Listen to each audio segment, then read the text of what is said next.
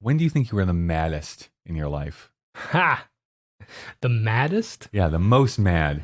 I don't know. Remember, people are going to listen to this, so there is a bit of culpability that goes into Well, that's a this harder discussion. question. Do you mean like generally, vaguely, specifically, incident-wise? Like, What are you doing? You're jumping all over the place no, here. I just got wires all over my Okay. chair. I don't know. What an Stupid interesting machines. question. Okay, well, what do you mean by mad?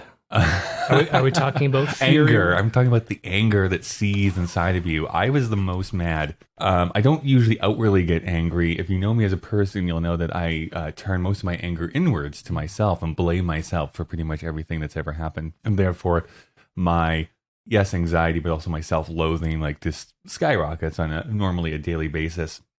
However, outwardly, the most angry I've ever been was a moment when I was younger on the farm, and me and my sister were trying to chase these cows out of a pen and out into the field. And my sister is 5 years younger than I am, so she would have probably been, 11 years old or something like that. And really, as a rational adult right now, nothing that she did really, but yes, like, was in the wrong place at the wrong time and caused the cows to turn around, run back, and add more time into this. And I let loose a string of expletives and 4-letter words and sexist language that I still am upset that I use today, but I just lost it on her. That's probably the maddest I've ever been in my entire life. Oh, Kyle. Now, have you ever gone on a bender You're so sweet and gentle. and gone and killed a bunch of mobsters? Killed? No. In his own garage, Kyle has built a machine, cobbled together with parts found in his friend's church basement and a dumpster behind the local Dairy Queen. This monstrosity is now alive and evil. Kyle has convinced his friend Dave to help stop the apocalypse by reviewing films the machine picks. The ultimate purpose is still unknown, and Kyle could have probably done this himself, but he's not being dragged to hell alone. This is Kyle and Dave versus the machine.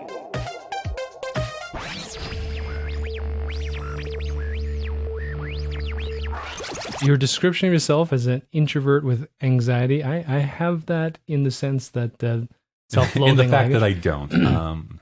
I recently learned that the outbursts come from the pent-up, we know this, the pent-up stress of fighting against life, and there's a trigger. I've been angry, likely, since I was, in elementary school.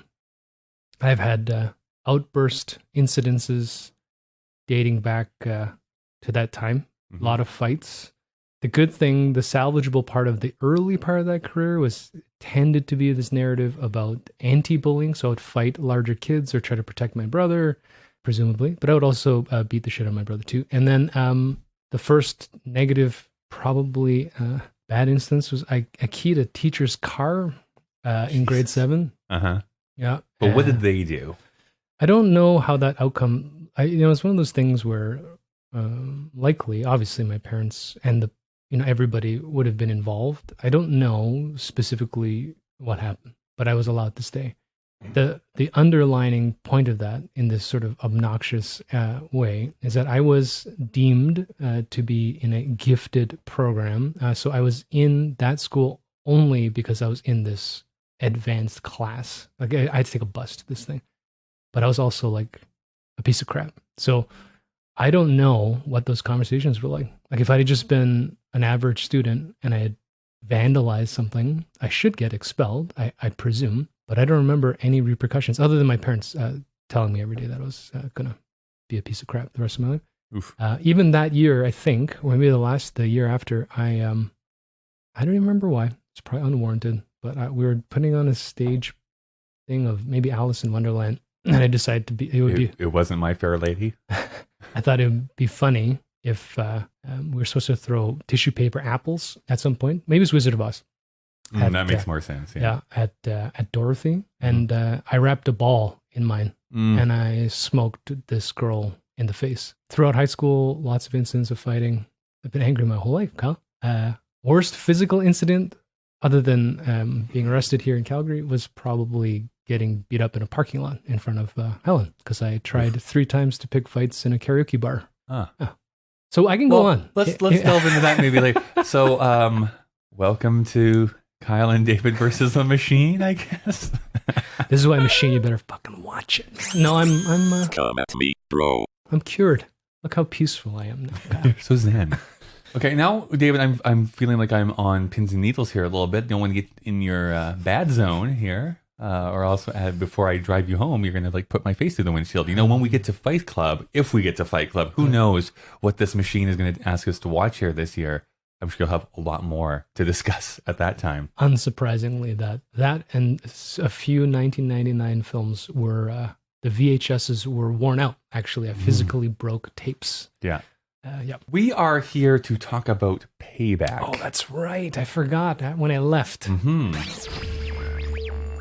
I have Mr. Carter on the line. Put him through. I have a problem.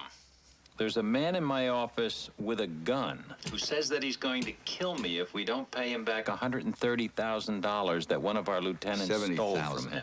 It's 70. Look, How much is this guy Carter worth to you? what do you mean? My money, yes or no? No. Not many men know what their life's worth. I do. 70 grand. This is an interesting movie, as we will soon learn. What is your history with Payback? Payback's very personal to me. I don't remember specifically how big of a fan of Mel Gibson I was, but Payback's specifically important to me because I was living jobless in Hamilton, as I think I mentioned in our last talk, and in the Hamilton Jackson Square Theater, there was a Tuesday movies. Yeah. And so I would go and see 2 movies on Tuesdays because of that deal. I would just sit there. And at the time, I would just watch Payback 2 or 3 times on the day. You are kidding. Because I think, I don't know, we'll have to check, but I think that week there was nothing. Maybe She's All That, but that's not worth $2 in that era. This is why I wish that Letterboxd had existed, which we're posting our ratings and reviews and stuff like that of the movies that we're watching here this year on this podcast, because I would love to know how many times I have actually seen The Princess Bride. Because I'm pretty sure I'm in 3 digits. Well, there was a time I knew it, the whole, verbatim. That and Flight of the Navigator, weirdly, were like the 2 films I watched the most when I was a little kid. My first crying in the theater was Transformers the movie. The cartoon. Yeah. Yeah. No, not the Michael Bay movie. No, Michael Bay's band. Yeah, I don't watch any of his crap. But that became very personal. You know, See, I'm the getting machine angry is again. very into the Transformer movies, as you might suspect. Roll out. When Optimus died, Mm-hmm. Christ, Kyle, that was. I The was machine crying. here had like a little On triple oil tear when it was. I lubricant. caught it watching it on TBS here the other night. Incredible movie. I still pay for cable apparently. I think I watched that in the last 10 years, and I felt like it still held up. Oh, In the its- cartoon. Yeah, in its own Hasbro. My favorite fun fact about that: the last film credit of Orson Welles. That's right. As I can't remember the bad guy's name anymore. bonkers.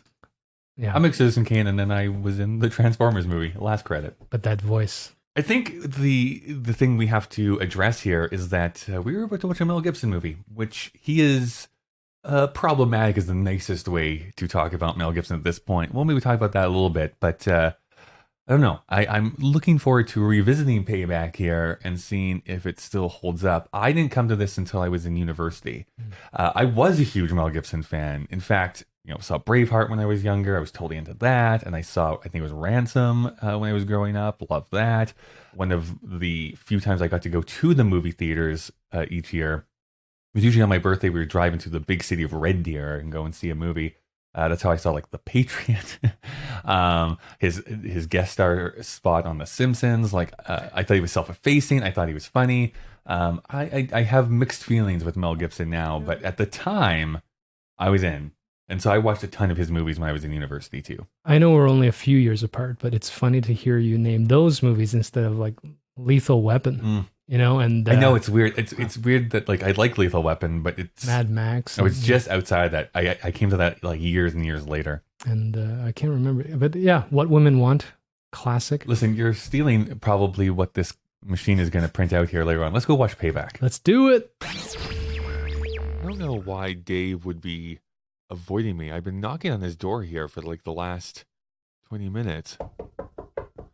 Come on. All right, well, while I wait out here in the hallway. I brought the machine with me even.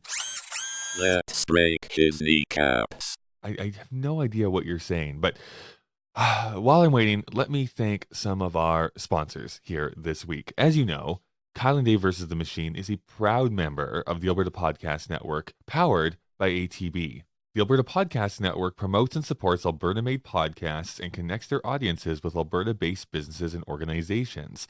They also have no problem signing legally binding contracts with sentient machines because that's how I got roped up into this. Let me tell you about ATB a little bit more, specifically the no-fee, all-in digital account. Are you tired of paying bank fees when you can't remember the last time you went into a branch? If I had a penny for every time that happened. You spoke, ATB listened, and they've created a no monthly fee digital account with a line of credit that makes banking work for you.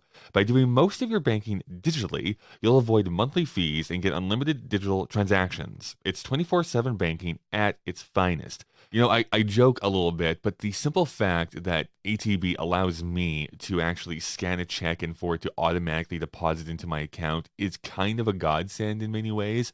Running my own business, oftentimes I get checks, a few weeks, months after a project is done, and I want that money in my account now. I don't want to have to drive or find a branch to go to. So the ability to be able to do this any time of the day works really well for my schedule. So visit atb.com today to sign up for a no-fee, all-in account and discover digital banking that works for you. All right, well, do you want to try one of these ad reads?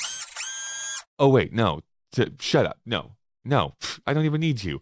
Our friends at NorQuest College have this message to share. Your next career move is right around the corner, and NorQuest College is here to help.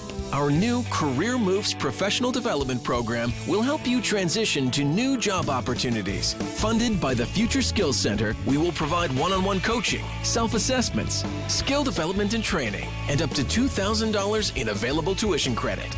Our focus is your success. Make your next move. Apply today at norquest.ca/career moves. All right, you want to try and bust down Dave's door now? Holy shit, I didn't even know you had a saw in your chest. And I built you. All right. Well, we did it. We watched Payback. Amazing. I don't know. I'm still on edge. I still have goosebumps here on me. Holy crap. That movie holds up for me. Okay. I'm excited to jump into this here.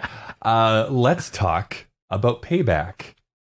Payback was released on the 5th of February, 1999.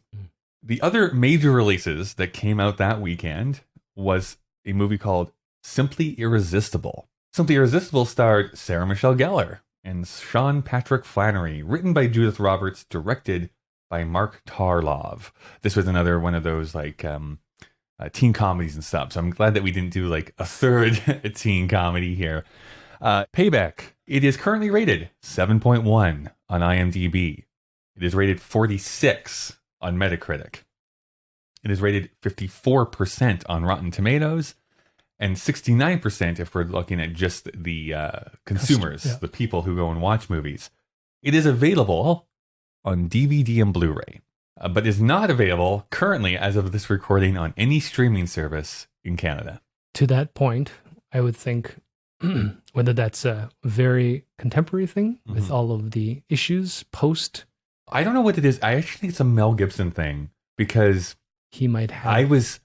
This has nothing to do with anything, but I was trying to rewatch all of his movies for a project I was doing a few years ago.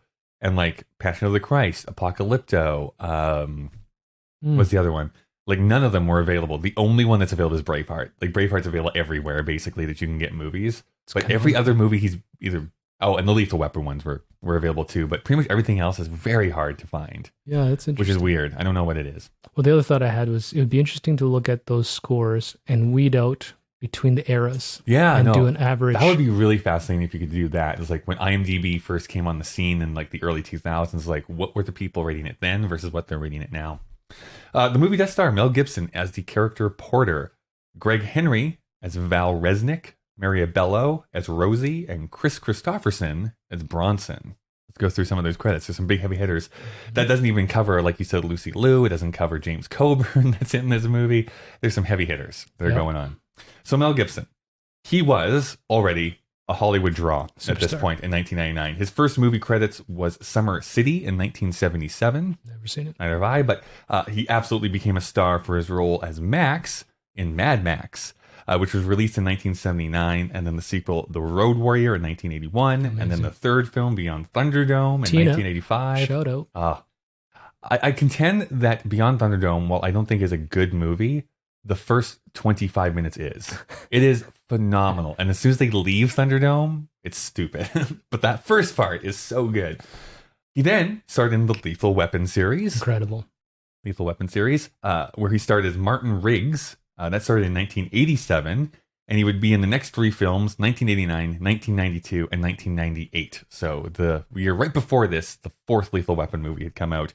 Still holding out hope for that Lethal Weapon 5 coming here. I'm sure they'll eventually make it. Jet Li. I mean, just quickly on Lethal Weapon 1, the darkness of the antihero. Oh, God, that movie's still chilling. The first Lethal Weapon and the first Die Hard are still great action movies. And That's it's like, the greatest movie, yep.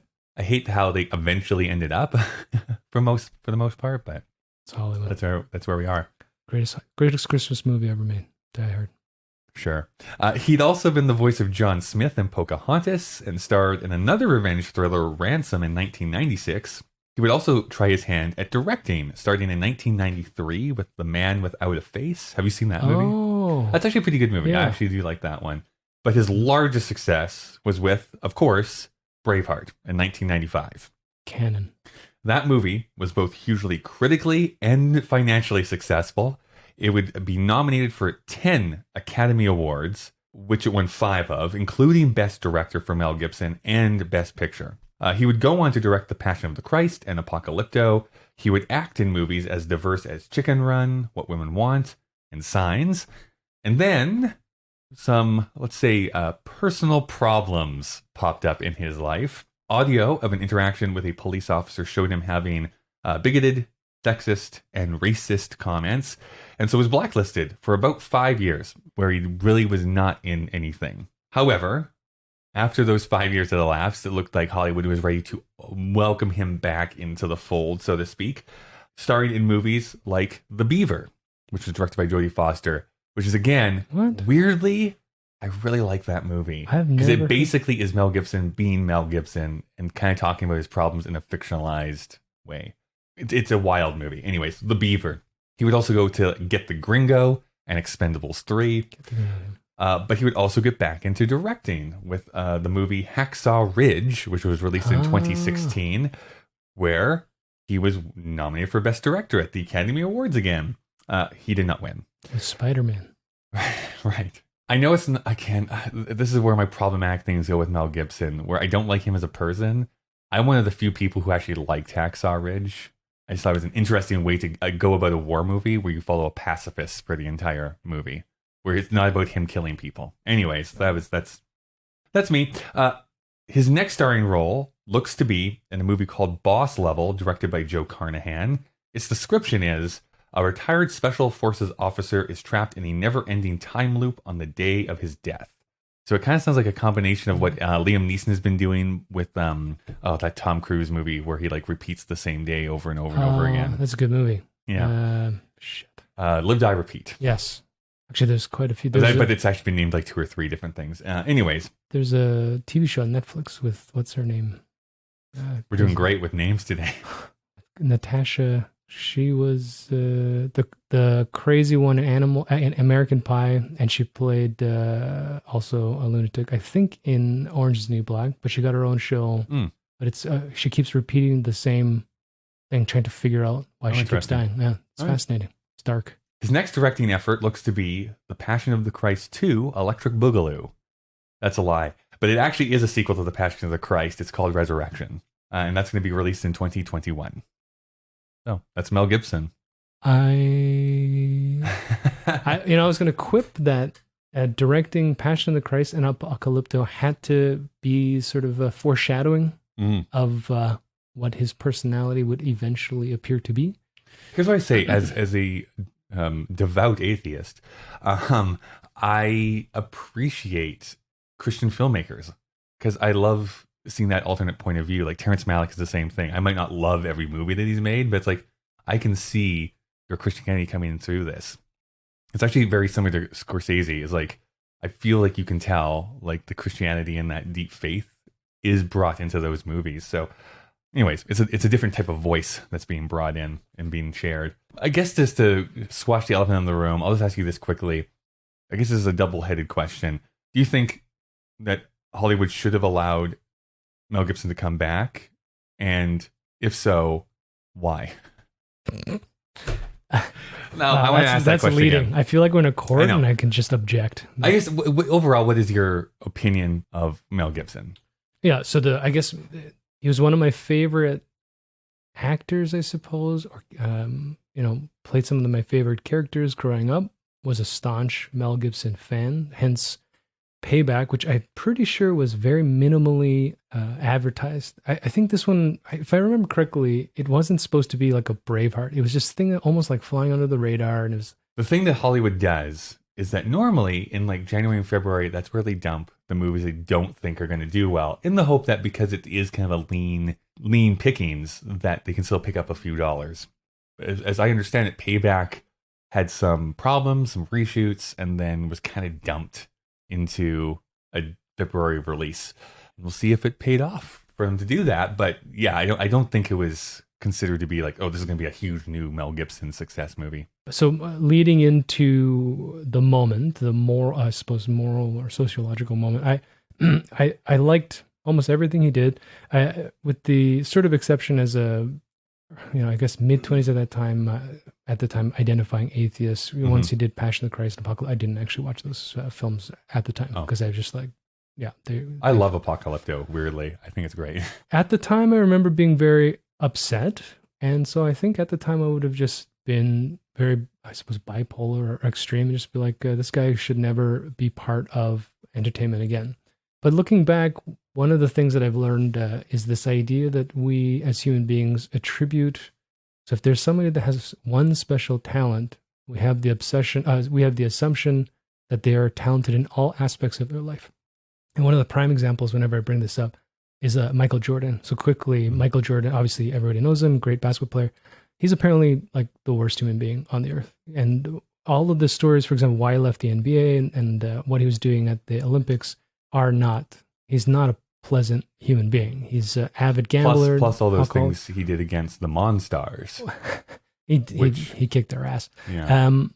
So I think there's a phenomenon there where on some level I wonder, especially with all the controversy that's going on with Hollywood right now, whether we should separate the work from the person. And that's a hard question. I know that's the question, but I guess where I come down on it is, I think I do believe in forgiveness, but forgiveness doesn't have to come after someone has made repentance. I can't just be like, I'm going to go away for 5 years and then come back and be like, well, everyone's forgiven me.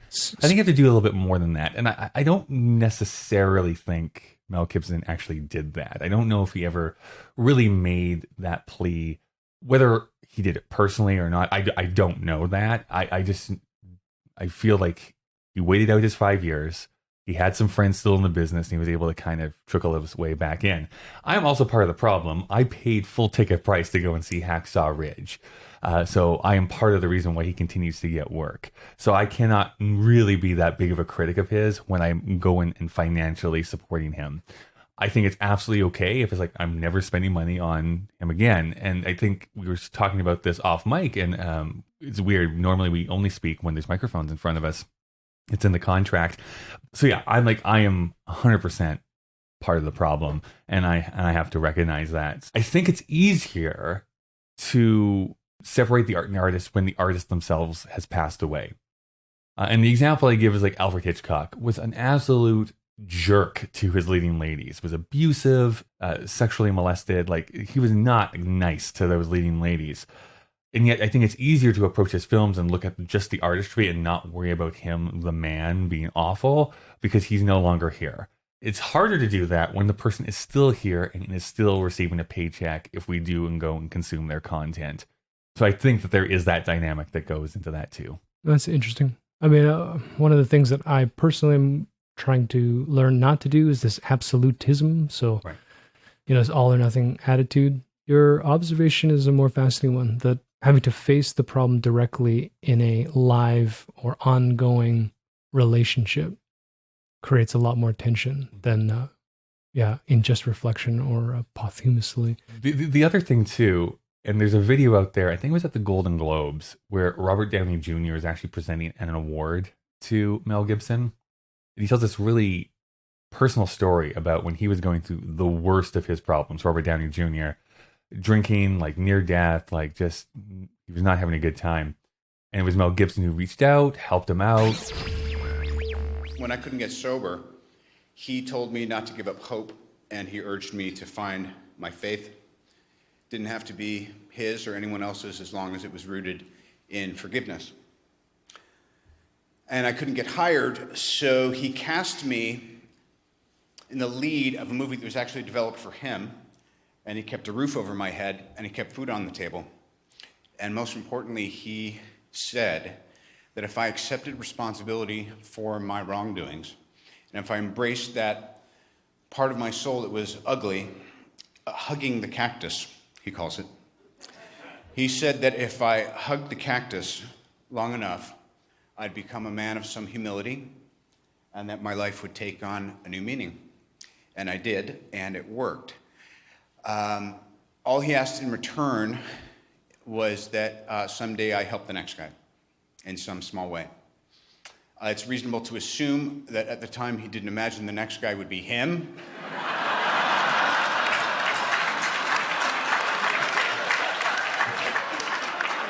Or that someday was tonight. So anyway, on this special occasion, and in light of the recent holidays, including Columbus Day, I humbly ask that you join me, unless you are completely without sin, in which case you picked the wrong industry, in forgiving my friend his trespasses, offering him the same clean slate you have me, and allowing him to continue his great and ongoing contribution to our collective art without shame. He's hugged the cactus long enough. That video actually makes me cry. I think it's so beautifully stated and said. Again, I guess what I keep coming down to is I don't know if Mel Gibson has reckoned with these feelings that he has. Has he gotten past them? And maybe people out there know this more than I do and have done the research. And I don't know what exactly it is I'm looking for, because I do believe that someone can do soul searching, can change over time, can change their character and push themselves to become a better person. Is Mel Gibson doing that actively on a daily basis? Is he using his faith to push forward and being like, I faltered and now I want to become better? Or is he just being like, I waited out my time and now I can go forward? I think the question then, Kyle, is what is it about Mel Gibson's actions that you feel he owes an apology to the public and to you personally for? I mean, whatever he's doing in his private life. That's a good question. Honestly, that's a valid question. I don't think he needs to apologize to me, but I do definitely think that he owes an apology to, say, the police officer that he was yelling at. I think he definitely deserves to apologize to, say, in general, the Jewish faith, that he had a lot of just ridiculous statements that he mentioned about. I mean, he definitely has a lot to apologize to his wife for, that, he was cheating on her. But some of those are moral failings, and that I don't really need to get into that. But some of those are actions, and those actions, if left unchecked, can lead into some very dark territory that I don't feel comfortable with when people in power and money can act on those. My final point maybe would be this. I think that the expectation, the narrative building, sort of function of our personal brain to build a story out of what is. So if the factual news bite is this video of him saying these things, we have the implication that this is a personalized opinion that he's carried his entire life, instead of a random outburst that maybe he's, let's say under the influence of something. But, I think there was the counter story that his father also was a Holocaust denier, etc. But also this idea that if everybody on my side in my biased circle is right, and he's offended my people, that he needs to come to us on his knees to Right. beg for our money or our attention. And so I don't know. I don't want to say that I like, when I saw him in The Expendables, it's not like I was like, oh, he's back. It's kind of like, oh, shit, Mel Gibson, he's still acting. Right. It's, so if you're talking about atonement, to use a heavy word in what's ironically a lot of religious narratives that you've brought up, Kyle, is, him being not famous for the better part. It's more than 5 years. I mean, that guy's not been an important person in the Right. public sphere for probably more than 10. And on a personal level, is that something? I don't know. Probably not. But, and then like you brought up earlier, which I think is the even more important or more fascinating question is, if he dropped dead today, how different does this conversation become? And honestly, I think you're right. I think I would only talk about Lethal Weapon, Payback, of course. This was a Right. classic. Braveheart, I have actually learned to have mixed feelings about. I tried to watch it. Yeah, again. it's talking about something that I don't think holds up very Yeah. well anymore. But that Fascinating. if we get to 1995, Yeah. we'll talk about that. Yeah, robot. So yeah, these are all kind of fascinating questions. Something to chew on. We're not going to solve it today, obviously. Spent a lot of time on it. People Okay, have probably stopped listening already. So let's go on with the credits here. Greg Henry is also in this movie. He stars as Val Resnick, we said. He is a prolific character actor. His career started in the mid-70s, where he did a bunch of TV guest spots. His first film was the Western Mean Dog Blues in 1978. And then some of his other highlights in his career are starring in Scarface, The Patriot, another Mel Gibson movie, Raising Cain, and probably the most important for me, 7 episodes of Murder, She Wrote. As, get this, 7 completely different characters. Oh, that's interesting. Yeah. In different makeup? Yeah. Oh, fascinating. Or I don't even know different makeup. This has happened a lot on those old school TV shows where they would have the same guest star, but with a different character every time they pop back up. Anyways, he'd also be in Star Trek Insurrection in 1998. And after this, he's been in episodes of CSI, Firefly 24, Judging Amy. His movie credits have included Slither, United 93, Super, and Guardians of the Galaxy. His latest film is the Canadian movie called Stand, with an exclamation point at the end. Its description is, in post-World War I Winnipeg, a Ukrainian immigrant and a Jewish woman get caught up in a labor strike. It's also a musical. And if you really wanted to, as of this recording, I mean, it is the week that we're recording this here, of course. We're live to tape. We can go and see it right now. It's playing just down the street. What? Yeah. That's Greg Henry.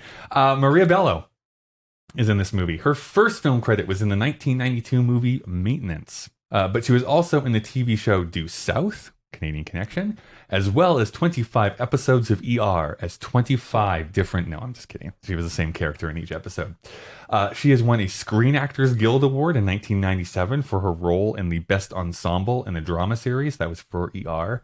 After this movie, Payback that is, she'd go on to be in movies such as Coyote Ugly, Duets, The Cooler, A History of Violence, really great, Thank You for Smoking, and Prisoners. She starred in the TV show Prime Suspect, but that was canceled after, I think, 2 seasons. She was also in 54 episodes of NCIS. Recently, she has been a producer on some documentary and short films, and up next for her is The Waterman, sequel to The Water Boy. No, again, that's completely lying. It's directed by David Oyelowo. Its description is, a boy sets out on a quest to save his ill mother by searching for a mythic figure said to have magical healing powers. Chris Christopherson. I mean, what can you say about Chris Christopherson? But he has had a lengthy career as a musician. A musician, you say? A musician. We could just talk about that, probably. But as an actor... a lovely bit of trivia is that his first movie was called The Last Movie in 1971. Perfect. It was directed by Dennis Hopper. He went on to be in Alice Doesn't Live Here Anymore, A Star Is Born, the Streisand version. He won a Golden Globe for Best Actor for that. Heaven's Gate, you know, the movie that tanked an entire movie studio. Flashpoint and Lone Star. A year before this movie, he'd been in Blade. Another classic. Probably the start of the comic book frenzy that's going on. Yeah, first Marvel. No, not first No, Marvel it wasn't. thing. But this was I do actually credit Blade as being kind of the entry point for comic book movies to be looked at in a bit of a different light. First acceptable Marvel movie. Right. It does not hold up. I'm sure it does not. I'm sure it does not. After this movie, he would continue to focus on acting. He almost, when looking at his IMDb, not that they did, this was a printout from the machine, but if you do look at his IMDb, basically a movie a year for like the last 20 some years. But he'd be in like Blade 2, obviously. But in 2001, he was in the remake of Planet of the Apes. He's been in Fast Food Nation, was the voice of his character in the Payback video game that was released in the early 2000s. And he was in the rom-com He's Just Not That Into You. Oh, that's interesting. His last role was in Blaze, directed by Ethan Hawke, which was released in 2018.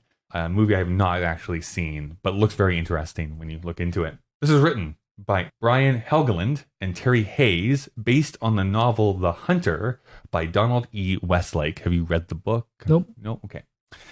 Let's talk about those writers. Terry Hayes, his first credit was The Road Warrior in 1981. So he has a history of writing for Mel Gibson.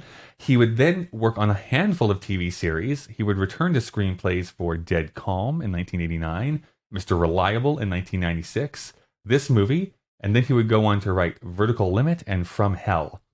It looks like he would turn to novel writing in around 2001, but he does have a screenplay credit for the upcoming film based on one of those novels called I Am Pilgrim, but no word on when that is being released. Is Vertical Limit the mountain one? Yeah, the mountain climbing one. Chris, with Robin? Chris O'Donnell. Yeah. Yeah. That's a pretty good movie, actually.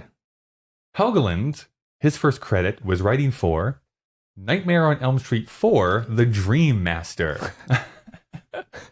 We remember last week we had the first credit for Matthew Lillard was like Ghoulies 3. So I just like these like schlocky horror films as being the first thing people go into. He would come to acclaim because he wrote the screenplay for LA Confidential. Oh, fascinating. In fact, he won the Academy Award for writing that screenplay. But he would go on to write the screenplays for A Knight's Tale, Mystic River, Man on Fire, Green Zone, and also the Russell Crowe Robin Hood, which is not great, but and also the remake of Taking Pelham 1, 2, 3. He has a few films that he wrote that are currently in pre-production, including the remake of Cleopatra.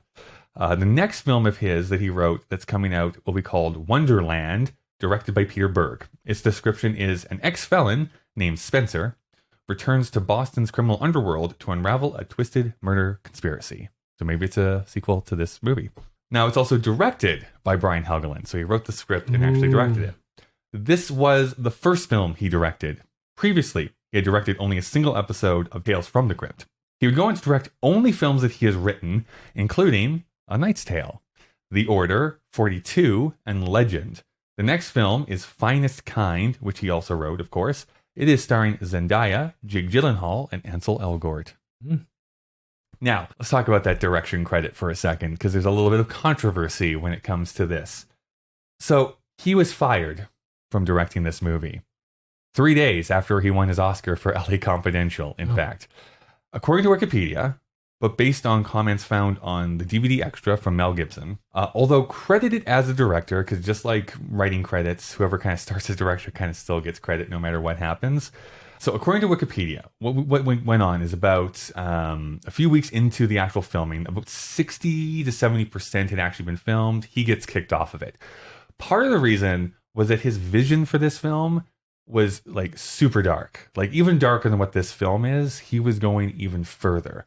Crazy thing is this. Okay, so following the script rewrites, that's when they brought in Terry Hayes to kind of fill out some of the script and then go back into reshoots. They reshot about 30% of this movie before it was released into theaters. Depending on who you ask, but most commonly it's attributed to production designer John Muir, is who is actually the director of the other 30%. The original, which you can actually still find on the Blu-ray, apparently, the director's cut specifically, all of Chris Christopherson's role was the reshoots. He was not in the original film whatsoever. In fact, you never actually see his character on screen. It's just the voice you hear. And it was actually a woman in his version. It was just a woman's voice that you heard on the phone, and you never actually met them in the film whatsoever. The other cool thing, apparently, is that the film's tagline became "Get ready to root for the bad guy." That's what the tagline of the film was. And potentially a controversial scene between Porter and Lynn involved spousal abuse. So this is like the scene where he comes and kind of roughs up his wife before you really know what's going on and why he's roughing her up in the first place. They did 10 days of reshoots, a new opening scene and voiceover track. And Chris Christopherson, of course, was added on. But yes, you can go to the Blu-ray to find the entire director's cut if you want to delve more into that. The budget was $90 million. That was mostly because that's really big for 1999. Something that didn't have like a lot of special effects or anything. That was because of all the reshoots. So that turns into about $131 million was the budget for this film. It opened to $21 million. Domestically, it would go on to make $81 million. Which is about $118 million current day. Internationally, it made another 180. So combined, that's $161 million or $234 million modern day. Really good. So good return. I have a feeling, though, it might be one of those, like, on paper, it didn't make money based on, like, how much those overruns actually cost them and how much advertising they actually did. Because doing the math, you could make the case that maybe it didn't make any money. Anyways, that is Payback. David, hit me. You think this is a stone cold classic? Why do you consider it a classic? I guess I have a nostalgia bias because I watched it so many times. Throughout our viewing of it, I could almost... It's fun. It's a fun movie to watch. It. If you're into action, I think that the plot is like super interesting. It keeps you kind of guessing what's going on. And it does a really interesting thing. I mean, talking about Mel Gibson, it's a good way to start off this conversation because you start off really not liking this guy. He's a jerk. He's beating up women. We don't really know a lot about him. And it's slowly revealed over time, like what actually happened and what he's trying to do. That's the thing about the anti-hero. I mean, I couldn't tell you academically, but I think it's something that Mel Gibson, either by choice or just by his nature, has always been associated with, which is whenever he comes on the screen, even after he became a A-list actor, you know that he's going to have an edge to him. And that's with a lot of those action movies, like even with Lethal Weapon, with Ransom, right. With this one, there is... I mean, this is the thing with film actors, right? Sometimes you just have that presence. Sometimes you can just bring it. This is why character actors get so much work all the time. It's like, I just need someone who can be the smarmy police officer, and you know that as soon as they walk on screen, or I need them to be. And it's like, oh, well, it's this guy, obviously, because he's done it in every single film that he's been in, so bring him on in. But Mel Gibson has that aura about him. It's like, no, I believe in this guy being like this down and dirty cop guy. In this case, he does have an altruistic reason why he's going and doing what he's doing. I love the cinematography. I mean, as soon as it opens and you got that blue film noir kind of gritty thing, you know it's not She's All That. I mean, not to pick on movie, but it twists the 90s all of a sudden, where you're looking and you're like, oh, this is like something I might have watched, or I could have pulled out of an archive from 50 years ago, redone well. When you get a great director, I like Helgeland is not, I would say, a household name by any stretch of the imagination, but he has that style, and he can actually lean into that a little bit more. It reminds me, how did I watch this movie very recently? We'll never know, but I saw Jojo Rabbit here very recently. And Taika Waititi, I mean, the way that he just allows things to appear into the frame, the way that he shoots things, it's not just, like you said, and again, not to pick on She's All That, but it's not like, oh, like wide shot, over the shoulder, over the other shoulder, back to wide shot. No, we're going to do some interesting things. We're going to get people to walk in the frame. We're going to follow the character for a little bit. We're going to do some interesting things. Like one of the notes I wrote down while we were watching this movie was simply the reveal of the Mel Gibson character when we first see him. He's revealed in this doorway. Like it's this interesting like framing device that we see. There's this really interesting moment where, without having to be explicit, and even though it uses voiceover a little bit, they could have had him say it, but they don't. We see him shot and having those bullets like ripped out of his back at the very beginning. I was going to say that. And then we see just the scars on his back. So we know, okay, so we know this is a few months later then at the very least. And we don't have to be like 3 months later, 6 months later, or like 6 months ago I was shot in the back, or whatever it has to be. It's allowing the viewer to be like, we know you're not stupid. You can pick up on this, and we're just going to show it to you and move on. It's like the epitome of showing and not telling. Yeah, and I liked bring up the opening scene. I don't know if it's courage, but this idea of having this grotesque, disgusting caricature of back alley doctor. Right. That's a very surprising thing to open with. You get in and you're like, oh, this is going to be gory. Mm-hmm. This thing's going to, at least relative to that era, things have changed quite a bit as far as what visual violence is. I think the other thing that I love, again, this is a bias, is growing up and loving anime, samurai movies, and then of course the Western and spaghetti Western ideology of this like single anti-hero hero. Mel Gibson's so good at that. So you get to watch this guy walk frame by frame, do these certain actions, kill every single human being that he comes across, or torture them, or maim them, or win. But he gets beat up in it, should be dead by the end of the movie. I don't even know if he won. At the end, that's the other thing. That's what I think is so fascinating about this movie. I think that he has won like a very small battle in the end. At the end of the day, I want to in a moment talk about maybe some of the themes that this movie is trying to push towards. But the fascinating thing is he's going after $70,000, right? It's so explicit. Yeah, everybody's like, $70,000, really? Like that's how much you're going after, and you're going after like each top boss successively and trying to take them out for $70,000.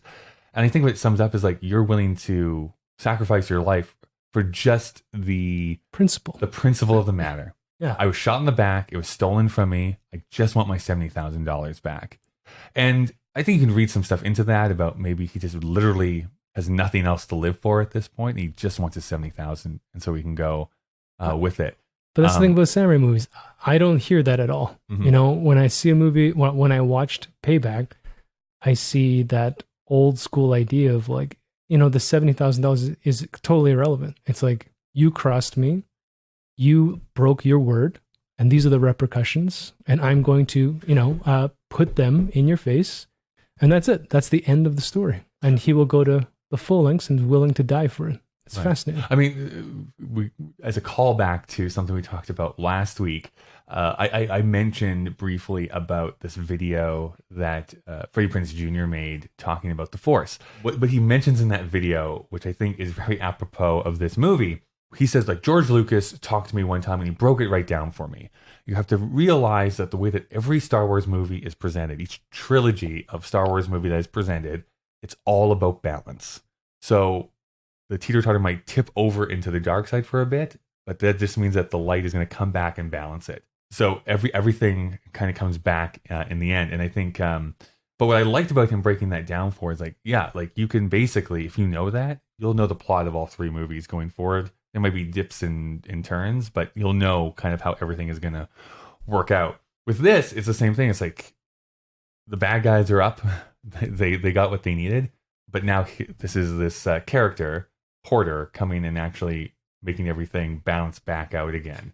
And it's that constant teeter-totter effect that's happening in this movie. Like now that I'm thinking about it, in hindsight, with his particular brand of hateful Christianity, I mean, there's this apocalyptic thing of this resurrection. I mean, he's supposed to be dead. He knows it.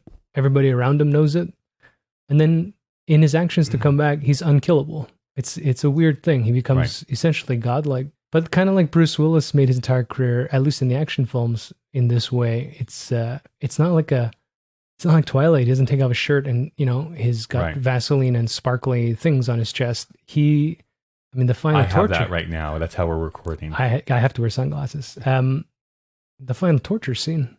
Yeah. I mean, how? Oh yeah, like the ball peen hammer just like smacking his toes. I'm like, I would be out as soon as they brought the hammer. I'm like, okay, I'm gonna give you names. But that's the best part of the movie. It's like the tension of he's not even gonna like. Why would he let them do that?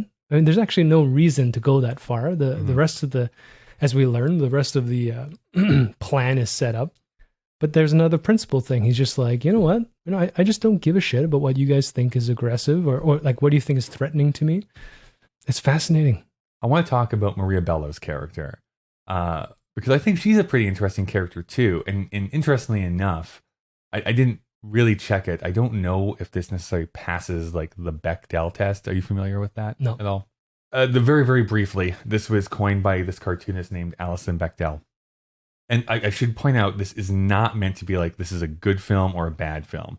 It's just the thing that when you see how many films can fail it, it's eye-opening, which is, does the film feature more than one woman character? If it does, do those two characters have a conversation? And if they do, does it involve something other than a man?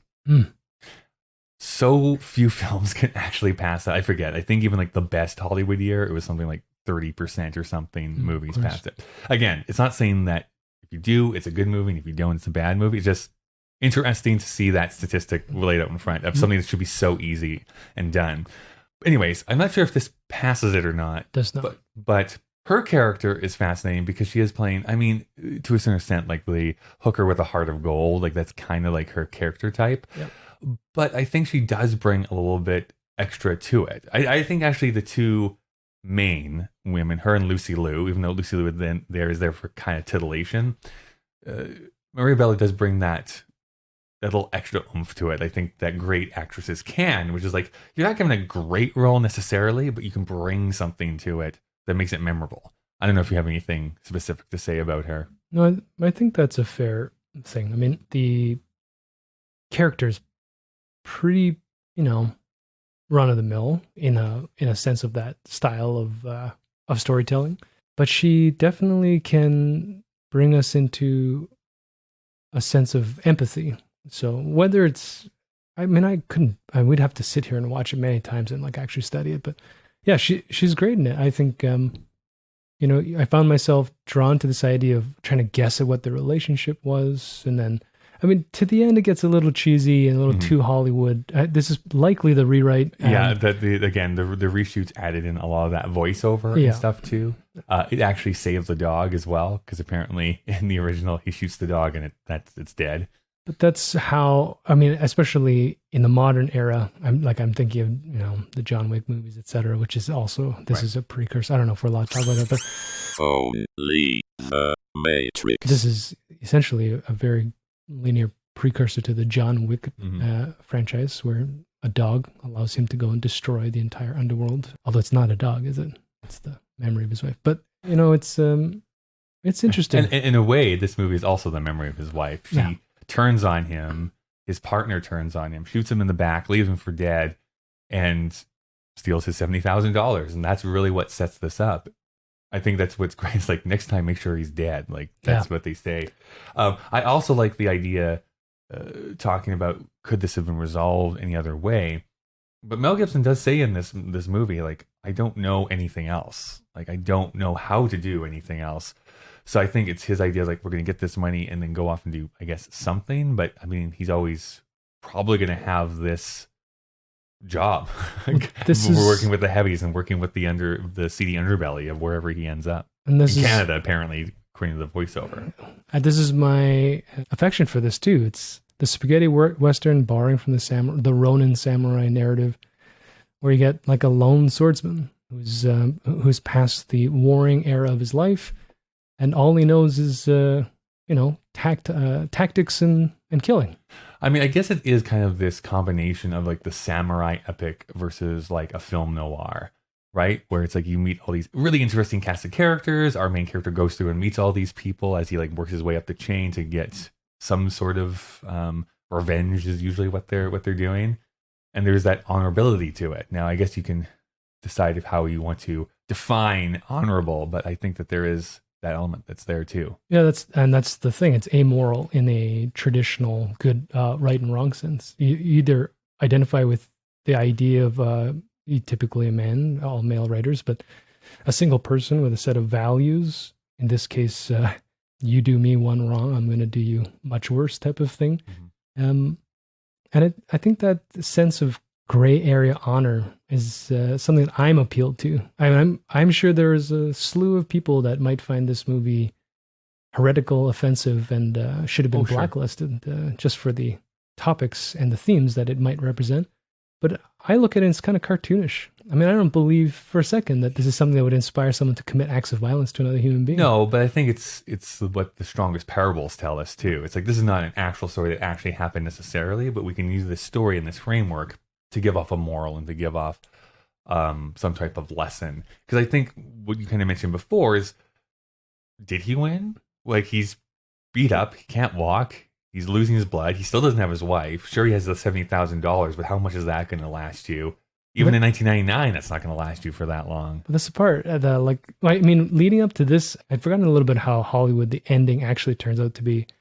And in my mind, I was thinking of what the original cut likely would have been, which is that only he would have walked away with intense, some regret of how he lost this woman and the dog, etc. But it would just, in the samurai, in the old Kurosawa sense, he would just be walking off into a sandstorm, and you have no idea, he could be dead the next 5 minutes. He's bleeding. And Mad Max starts. Right. And that's the thing I was thinking a lot about in the Kurosawa Ronin sort of senses. All of it, like Yojimbo is injured. Like, he walks into this little village, he entangles himself into some drama. He ends up needing to kill everybody, although that's not his intent, as he allegedly, as he walks into the village. And then at the end, he has no money, he's earned nothing, he's beat up. All he has is his honor, and he walks away. And it's this cartoonish thing where it's almost, maybe, if we're going to go into that toxic masculinity thing, but you get into this sense of like, yeah, can I live my life this way? Is there something that I believe in so much that will get my toes smashed in by ball peen hammers? Which I think is cool. A quick other note is, comparing the two, I was watching the sort of reflective on both Kurosawa and Toshiro Mifune. And Mel Gibson and Mifune, I think, are great parallels. Mifune, I realized... he's the actor that's in a lot of the Kurosawa movies. He's one of the main, always the big main guy. He's like... they talk about how he's this amazing physical actor. So in every film, he would have a certain physical idiosyncrasy. So whenever he would appear in the frame, you always knew. Even if it was like 200 people in the shot, you knew exactly where he was. Mel Gibson does this so well, too. I mean... from the action sequences to how he fights, to his gritty facial expressions, to wherever he is, he's got this presence in all his films, and particularly in Payback, it reminded me of that. Like, I really liked, just his persona. It's fascinating to watch him walk through that. It was great. I know you've already just said that there's a cartoonish nature to this film, but do you think there is any more ultimate point that they're trying to make? And why I'm pushing this narrative a little bit is that we have this, what they call, I think, the organization or the corporation, whatever they say. And it's a bunch of like bean counters. To me, and this is me being an English major and reading too much into it probably, it feels like this is trying to do a comment on corporate culture of some kind, where you have the customer, quote unquote, of Mel Gibson trying to be like, listen, just treat me, just give me my $70,000 and I'll leave you alone and go away. That's all he wants. And it's like, no. And it forces him to keep going up the chain and causing this destruction and ultimately the fall of capitalism. So I'm just wondering, am I reading too much into this, David, or is there something to that? In my opinion, yes. I think, in my opinion, it's the polar opposite. I think it's about socialism. No, not polar opposite. What's a better term? I think that it's, in my mind, a film based on that old school gritty idea of a man and his honor, and then it's corporate America's influence that is reflected in how they have to stage the film. So I don't think the intent is to make a commentary about, society and politics. I think it's just, how do you, for example, draw a parallel narrative to a small village in Japan?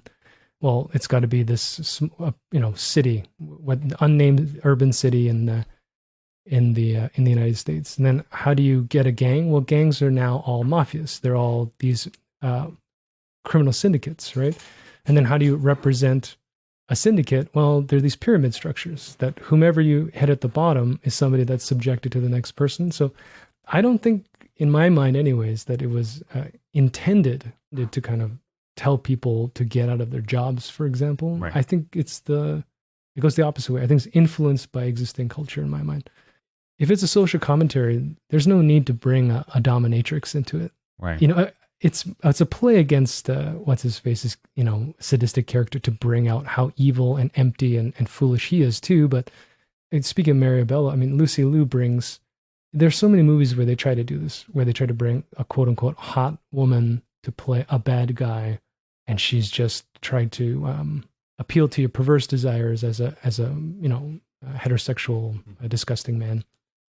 But Lucy Liu in this film is why I thought she was amazing, and I think this is why she got an acting career. Is she gets this what's likely kind of a shitty role. Actually, it's you just go and sit in a tight bra and punch guys in the face.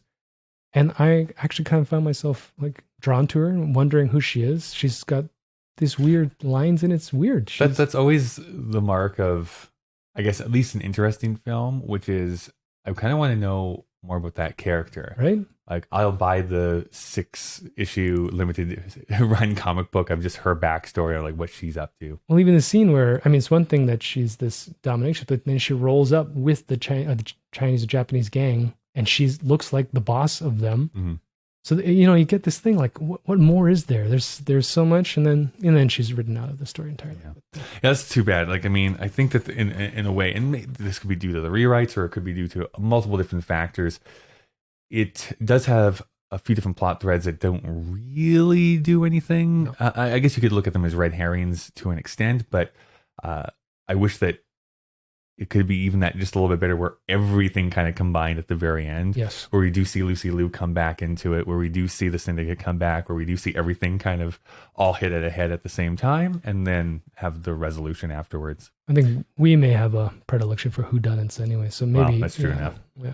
I just wanted to mention very quickly here, we don't have to spend much time on this, but I did like, there's a line that happens with like the two cops that are following our main character around, and one of them comes out, or someone comes out and like leans on their door, and one of them says, "Don't let the bastards get you down." That's actually a lyric from a Chris Christopherson song. Oh, wow. And I only remembered that when I was listening to Chris Christopherson on my way back from a trip recently. Not your house where I was watching this movie. That certainly is not the case. Well played. Good save. Enough. All right, so the machine here is getting upset. We've talked about Payback here. Let me give you some trivia. So Mel Gibson still contends that he thinks that the film should have been shot in black and white, but that audiences would have wanted a color image. And I can't say that he's wrong, really. Oh, he's right. Yeah. It's like I was telling you, Mad Max Road Fury, or whatever. What's it called? Fury Mad Max Fury Road. Mad Max Fury Road. I watched it in black and white, and it's better. Yeah. It's insane. That's great. And this movie could have been better, depending on how they do the creating and how it actually comes out in the end. But that's all the problem. Like I said at the beginning, was based on the novel The Hunter. There was another film that they made based on The Hunter. It was released in 1967. It's called Point Blank, and it starred Lee Marvin. I decided to watch that, and because we were told what we were watching last week, and I found that out as a little interesting trivia point. So same basic plot point, but a very, very different movie. Almost a psychedelic movie starring Lee Marvin. But the same beats are there, except what they do is that he's actually escaping Alcatraz. So he's like backstabbed and like betrayed by his wife in Alcatraz. He still escapes. Then he goes through, et cetera, et cetera. But it has a much more depressing and ambiguous ending of what actually happens at the end. I just wanted to point out too, Lee Marvin, I had to look it up because it was bothering me. He looks like 60 something in that movie. I looked it up. He's 42, and he's like, because I thought it was weird because Anne Margaret is like the heroine, basically playing the Maria Bello character, and she's like 30s. I'm like, this is weird. Why are they like in this relationship? It like reminds me of the Roger Moore last film he made of James Bond, where he's still like making out with 20-year-olds. I'm like, this is weird. I don't like this. All James Bond movies, but anyways, let's keep going. Anyways, he was actually 42, and this is why you don't smoke and drink every day of your life for like 30 years. No, it's mostly genetics. Yeah, I think I was thinking about watching this. I don't know how old Mel Gibson is in this, but I started thinking, I feel like he's had deeply furrowed brows his entire career. Time. Yeah. So this movie was supposed to be released in 1998, but because they had to do the reshoots, when they were going to release it, that's when the other movie studio was going to release Lethal Weapon 4. So it's like, we probably don't want to release two Mel Gibson movies at the same time. So that's why it got pushed back to be here in February of 1999. Can't fight Jet Li too. No, yeah. This was a big... We have Jet Li, we have Lucy Liu. That's just too much star power in the same weekend. Introduction of a renowned kung fu star in an action film. That's right. Well, no, it's probably post Jackie Chan. But anyways, let's keep going. Last one. We mentioned this. We thought it was weird in that one scene. Actually, it's around the Lucy Liu scene almost, but it's like there's frosted or dirt windows that are going on in the back of that car. And we're like, why is it like that? Like when they start driving, they're not frosted, but when they're in the back, they are. So the reason they had to be shot with the windows fogged up was because spectators were lining up the street to actually watch the filming of the movie because they're magically clear when the car pulls down into the alley. So we have to get this filmed, so let's fog out the windows and so that the people crowding around can't be seen. Quick thought on driving. Part of the era where you didn't have to look at the road. Oh my gosh! Like for 10-minute sequence of him staring, not looking at the road. It's so infuriating. With several cuts, just so that you know he is not looking where he's driving on an urban street in a limousine. It was incredible. He's just a great driver. So, moment of truth, David, are you going to rate this movie? I'm going to go as high as a 4. I would actually rewatch this movie right now. I really enjoyed it. And the other thing that I like about it, it didn't date itself by using technology or anything. It kept to that film noir thing. So I think it ages. Other than the rotary telephones that show up a couple of times. But I think it's like a period drama. Exactly. Well, here's where I come down. I also really like this movie. I think it's solid. But I don't think it really does anything to advance it or make it be at the top of any of the genres that it's playing around with. I'm going to give it a 3.5, which as an average is 3.75. However, we round down, so that is going to go into the list as 3.5. It's a 3.5, which puts it at number 1. It's a great movie. Another number 1 movie here we have. Our second movie, of course, She's All That.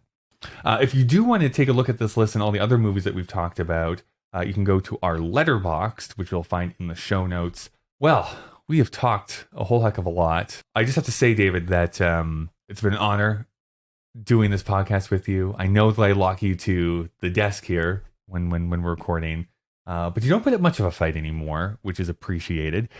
If you want to, though, anyone who's listening, Kyle and Dave versus the Machine, we're available anywhere you can download podcasts.